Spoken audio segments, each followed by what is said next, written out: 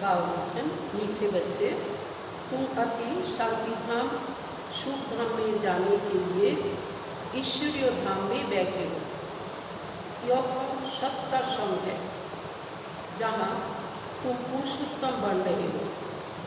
प्रश्न, तुम बच्चे बाप से भी ऊंच हो, नीच नहीं, कैसे?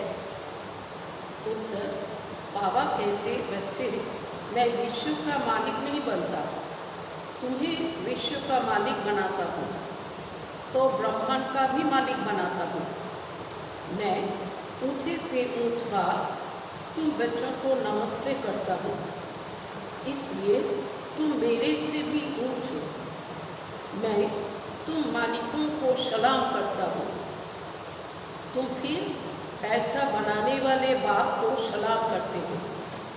फंक्शन मीठे मीठे रूहानी बच्चों को नमस्ते। रेस्पॉन्ड भी नहीं करते हो बाबा नमस्ते, क्योंकि बच्चे जानते हैं बाबा हमको ब्रह्मांड का मालिक भी बनाते हैं और विश्व का मालिक भी बनाते हैं।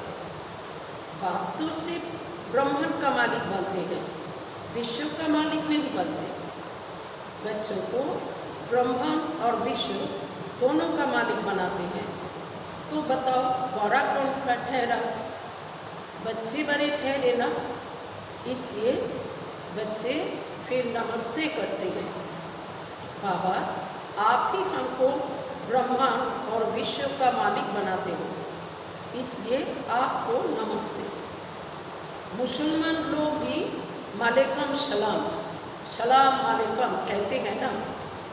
तुम बच्चों को यह खुशी है जिनको निश्चय है, निश्चय बिगड़ तो कोई यहाँ आ भी ना सके। यहाँ जो आते हैं वह जानते हैं हम कोई मनुष्य गुरु के पास नहीं जाते हैं। मनुष्य बाप के पास, टीचर के पास या मनुष्य गुरु के पास नहीं जाते। तुम आते हो रूहानी बाप, रूहानी टीचर, रूहानी सदगुरु के पास। वह मनुष्य तो अनेक हैं, यह एक ही है। यह परिचय कोई को भी था नहीं। भक्ति मार्ग के शास्त्रों में भी है कि रचता और रचना को कोई भी नहीं जानते। ना जानने कारण उनको ऑर्फन कहा जाता है। जो अच्छे पढ़े लिखे होते हैं, समझ सकते हैं हम सभी आत्माओं का बाप एक ही निराकार है, वो आकर के बाप, टीचर, सदगुरु भी बनते हैं। गीता में कृष्ण का नाम वाला है। गीता है सर्वशास्त्रों में शिरोमणि, सबसे उत्तम ते उत्तम। गीता को ही माई बाप कहा जाता है। और जो भी शास्त्र हैं उनको माता पिता नहीं कहेंगे। श्रीमद् भगवद गीता माता गाई जाती है। भगवान के मुख कमल से निकली हुई गीता का ज्ञान ऊंचे से ऊंच बाप है, तो जरूर ऊंचे से ऊंच की ही गाई हुई है गीता को ये क्रिएटर। बाकी सब शास्त्र हैं उनके पत्ते, क्रिएशन। रचना से कभी वर्षा मिल न सके, अगर मिलेगा भी तो अल्पकाल के लिए। दूसरे इतने ढेर शास्त्र हैं जिनके पढ़ने से अल्पकाल का सुख मिलता है एक जन्म के लिए। जो मनुष्य ही मनुष्य को पढ़ाते हैं। हर प्रकार की जो भी पढ़ाइयाँ हैं वह अल्पकाल के लिए मनुष्य को पढ़ाते हैं। अल्पकाल का सुख मिला, फिर दूसरे जन्म में दूसरी पढ़ाई पढ़नी पड़े। यहाँ तो एक निराकार बाप ही है जो 21 जन्मों के लिए वर्षा देते हैं। कोई मनुष्य तो दे न सके, वह तो वर्थ नॉट ए पेनी बना देते हैं। बाप बनाते हैं पाउंड।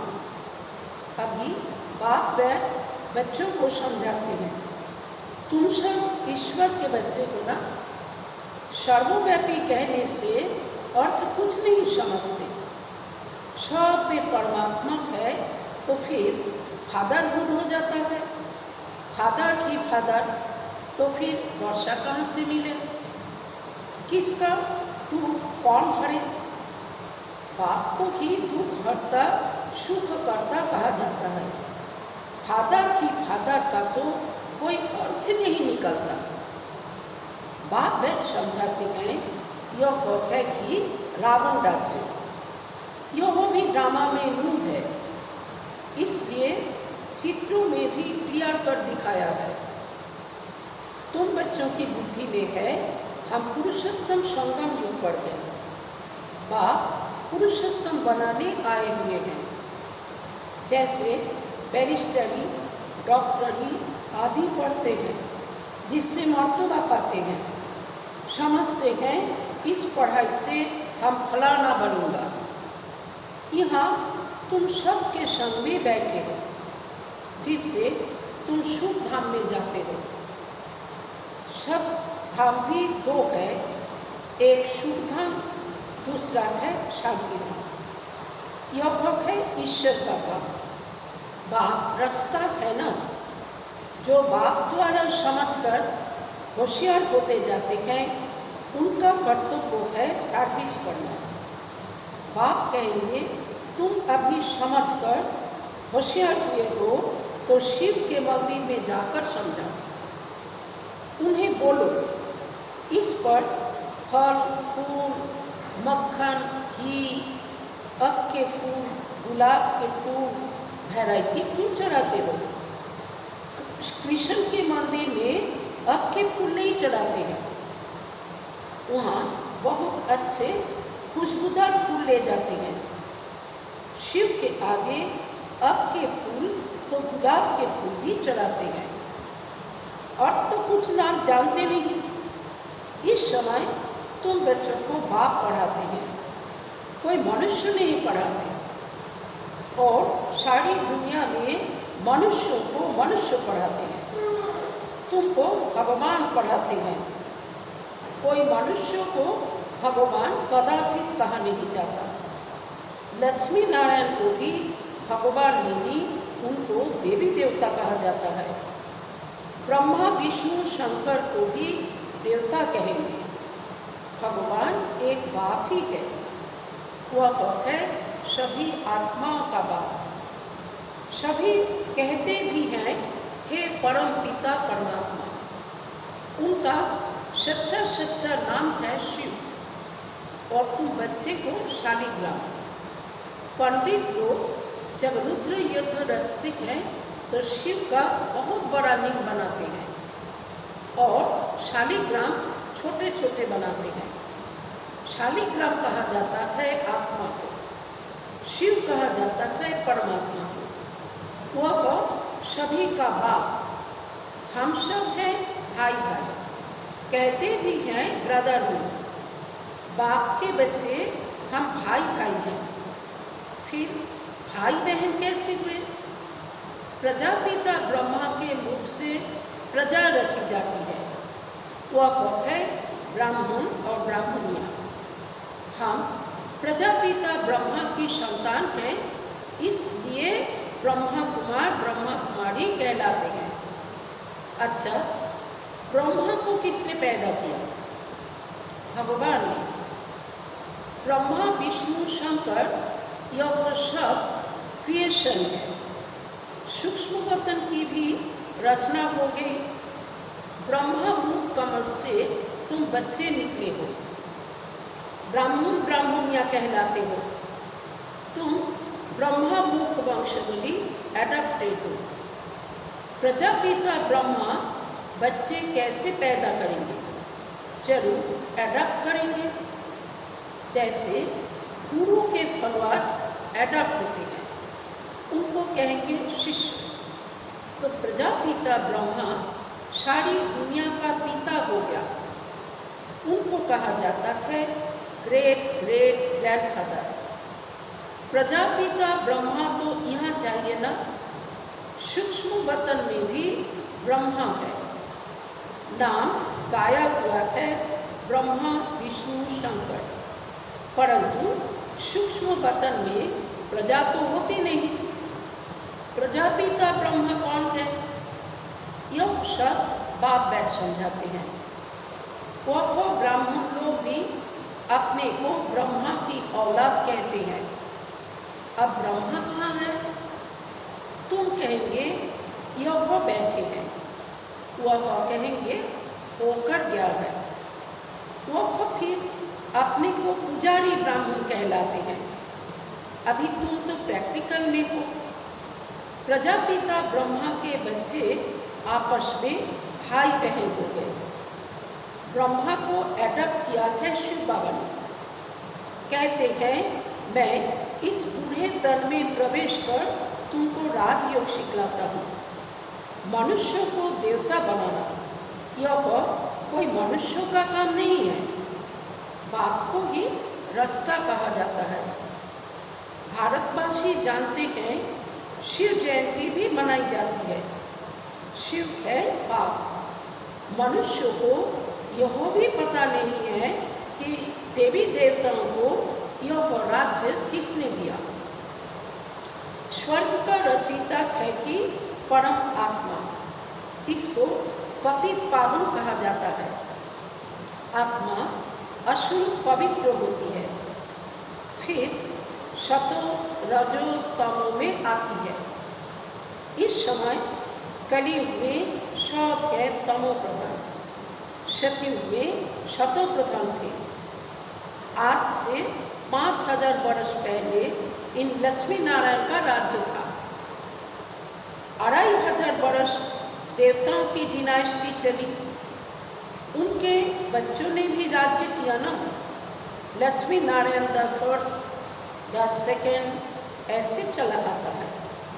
मनुष्य को इन बातों का कुछ भी पता नहीं है। इस समय है सब तमो प्रधान पतित। यहाँ एक भी मनुष्य पावन हो ही नहीं सकता। सभी पुकारते हैं हे पतित पावन आओ, तो पतित दुनिया हुई ना। इनको ही कलियुग नरक कहा जाता है। नई दुनिया को स्वर्ग पावन दुनिया कहा जाता है। फिर पतित कैसे बने यह कोई नहीं जानते। भारत में एक भी मनुष्य नहीं जो अपने 84 जन्मों को जानता हो। मनुष्य मैक्सिमम 84 जन्म लेते हैं, मिनिमम 1 जन्म। भारत को अविनाशी खंड माना गया है, क्योंकि यहाँ ही शिव बाबा का अवतरण होता है। भारत खंड कभी विनाश हो नहीं सकता। बाकी जो अनेक खंड हैं वह सब विनाश हो जाएंगे। इस समय आदि सनातन देवी देवता धर्म प्राय लोप हो गया है। कोई भी अपने को देवता नहीं कहलाते हैं, क्योंकि देवताएं शत प्रधान पावन थे। अभी तो सभी पति पुजारी बन गए हैं। यह भी बाप बैठ समझाते हैं। भगवान बैठ है ना, भगवान सभी का बाप है। वह एक ही बार भारत में आते हैं। कब आते हैं? पुरुषोत्तम संगम युग पर। इस संगम युग को ही पुरुषोत्तम कहा जाता है। यह संगम युग है कलियुग से सतयुग, पतित से पावन बनने का। कलियुग में रहते हैं पतित मनुष्य, सतयुग में है पावन देवता। इसलिए इनको पुरुषोत्तम संगम युग कहा जाता है। जबकि बाप आकर पतित से पावन बनाते हैं। तुम आए ही हो मनुष्यों से देवता पुरुषोत्तम बनने। मनुष्य तो यह भी नहीं जानते कि हम आत्माएं निर्वाण धाम में रहती हैं। वहाँ से आते हैं पाठ बजाने। इस नाटक की आयु 5000 वर्ष है। हम इस बेखत के नाटक में पाठ बजाते हैं। इतने सब मनुष्य पाठधारी है। यह ड्रामा का चक्र फिरता रहता है, कभी बंद होने का नहीं है। पहले पहले इस नाटक में सतयुग में पाठ बजाने आते हैं देवी देवता, फिर त्रेता में सतयुग। इस नाटक को भी जानना चाहिए ना। यह है कि कांटों का जंगल, सब मनुष्य दुखी हैं। कलयुग के बाद फिर सतयुग आता है। कलयुग में ढेर मनुष्य हैं, सतयुग में कितने होंगे? बहुत थोड़े। आदि सनातन सूर्यवंशी देवी देवताएं की होंगे। यह पुरानी दुनिया अब बदलनी है। मनुष्य सृष्टि से फिर देवताओं की सृष्टि होगी। आदि सनातन देवी देवता धर्म था, परंतु अब अपने को देवता कहलाते नहीं। मनुष्य सृष्टि से फिर देवताओं की सृष्टि होगी। आदि सनातन देवी देवता धर्म था, परंतु अब अपने को देवता कहलाते नहीं, अपने धर्म को ही भूल गए हैं। यह सिर्फ भारतवासी ही हैं जो अपने धर्म को भूल गए हैं। हिंदुस्तान में रहने कारण हिंदू धर्म कह देते हैं। देवताएं तो पावन थे, यह है पति, इसलिए अपने को देवता कह नहीं सकते। देवताओं की पूजा करते रहते हैं, अपने को पापी नीच कहते। अब बाप समझाते हैं, तुम ही पूज्य थे, फिर तुम ही पुजारी पतित बने हो।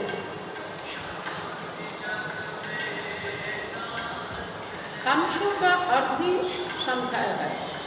वह कह देते आत्मा सो परमात्मा।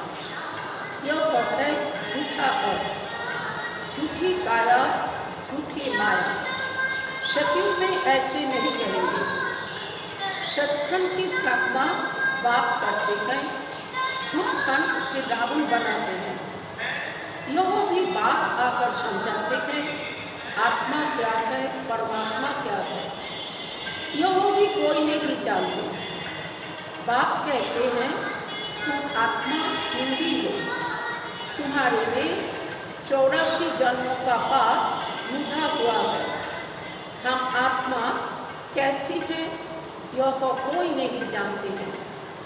हम बैरिस्टर हैं, फलाना है, यह जानते हैं, बाकी आत्मा को एक भी नहीं जानते।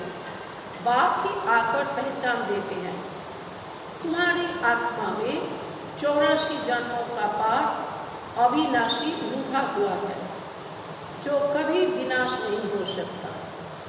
यह कि भारत गार्डन ऑफ फ्लावर था, सुख ही सुख था, अभी दुख ही दुख है। यह बाप नॉलेज देते हैं।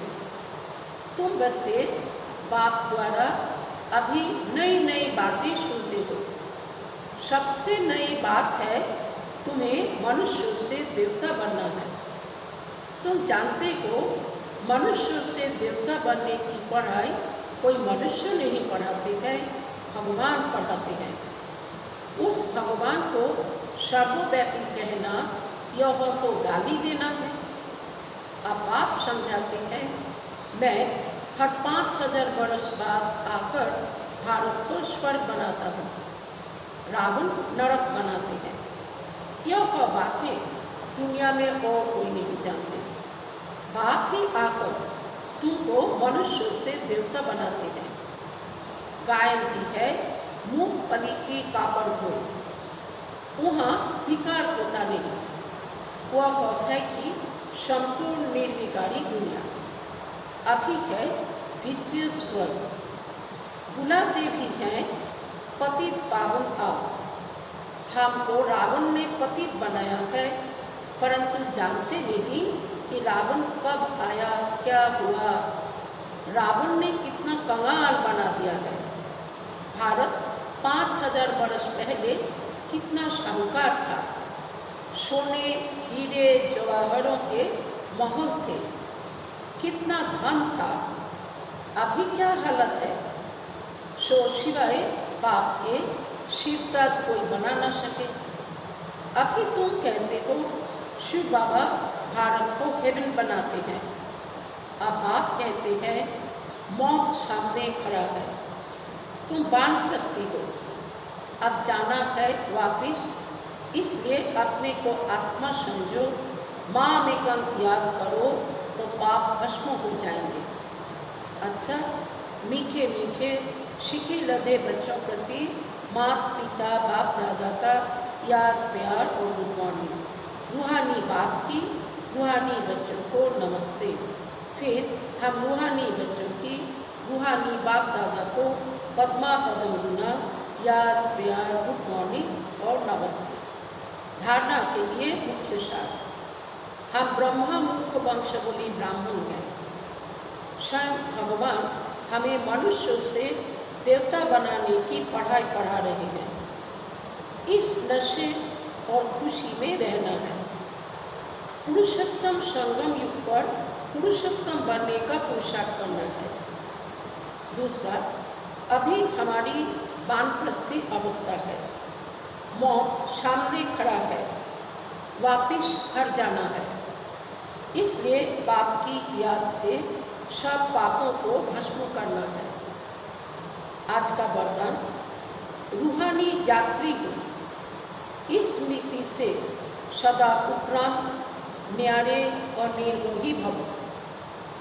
विस्तार, रूहानी यात्री सदा याद की यात्रा में आगे बढ़ते रहते हैं।